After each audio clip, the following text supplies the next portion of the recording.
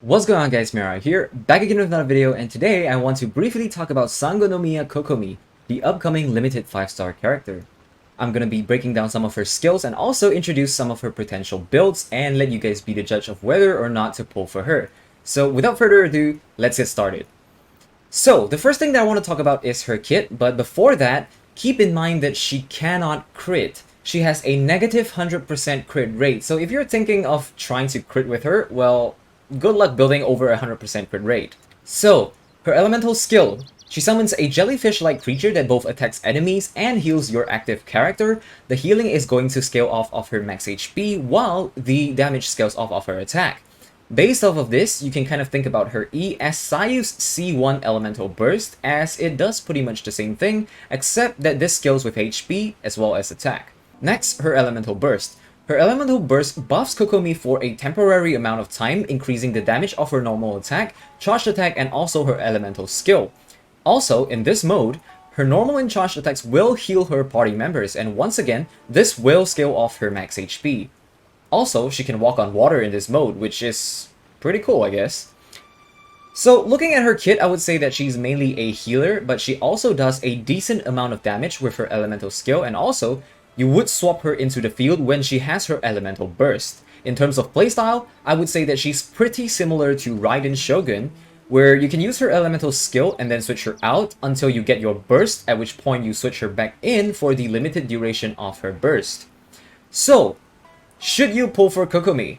Without having her right now, I can't say 100% if she'll be good or bad, but taking everything into consideration, she's a decent mix of healing and damage, but nothing too game-breaking and definitely not a must-pull in my opinion.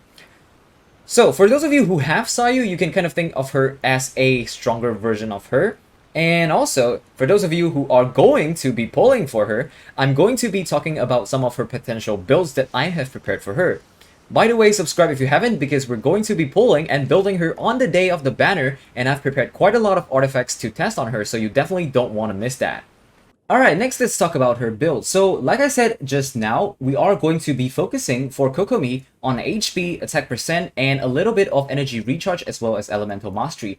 And for the artifacts that I have prepared for her, we are going to be focusing on two main sets. And the first one is going to be the Heart of Depth. So, the Heart of Depth has the 2-piece effect of increasing your hydro damage bonus by 15%. And the 4-piece effect is that after using an elemental skill, it increases your normal and charged attack damage by 30% for 15 seconds. So if you combo your E into your Q, you are going to be able to reap the benefits of that increased damage and stack it on top of each other, at least that's what I'm hoping for, and get increased damage as well as healing on your party members. So that's basically how the 4-piece Heart of Depth will, in theory, work. So for the flower, I have a attack, and energy recharge, and hopefully I'm gonna roll on this and it doesn't give me any crit rate or crit damage, because like I said, she cannot crit. Well, or rather, she has a negative 100% crit rate, so it's gonna be really difficult to try and crit on her.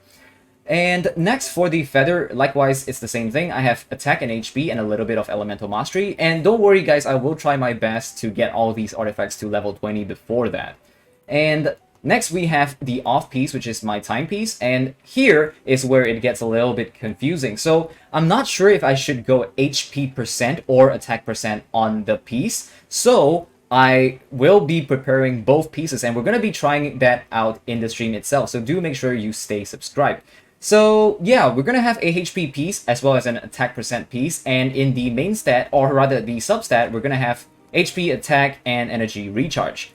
And next, for the cup, it's the same thing. We're going with hydro damage bonus, and lastly, for the head, we're going to be going with healing bonus.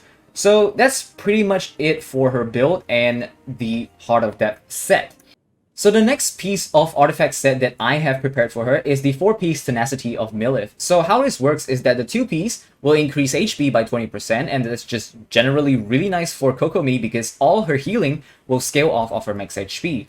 And next, we have the 4-piece, which is when her elemental skill hits an opponent, the attack of all nearby party members is increased by 20%, and their shield strength is increased by 30% for 3 seconds. So this is just generally really nice to have, and it helps Kokomi become a support, a damage boost for your team, and it works the same as how you would Zhongli with the 4-piece tenacity of Milith. So obviously the shield strength here is going to be a little bit of an extra. You can kind of treat it as a bonus, because if you pair her up with somebody like a Noelle or anyone else that has a shield, then the 4-piece effect is just going to have a really good synergy with them. If you don't have a shield user on your team, then it's going to be a little bit less of that bonus. But yeah, I just kind of take it as a bonus. If I have it, it's good. If I don't have it, then it's whatever, you know?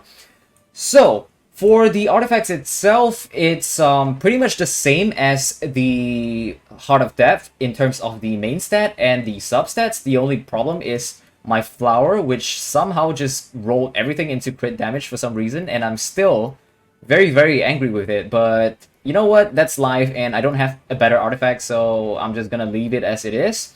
And for the feather, you can see it's the same thing. We have HP, attack, and a little bit of elemental mastery. Actually, a lot of elemental mastery because my rolls are bad.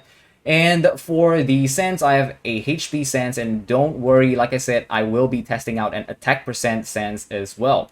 And for the goblet, we have hydro damage bonus, and lastly, healing bonus for the circlet. So these are the 2 sets of artifacts that we're going to test. And also, the third combination that we're going to test is a mix of both. So we're going to go with 2-piece tenacity and 2-piece of the Heart of Death. Now, I'm not confident that this will be better than 4-piece of either of these artifacts, but we're still going to be testing out that as well. So if you don't want to miss that, do make sure you are subscribed. Alright, so with all that being said, I hope this video has helped you guys make up your mind as to whether you should pull for Kokomi or not. And like I said just now in the video, I think that she is probably not a must pull.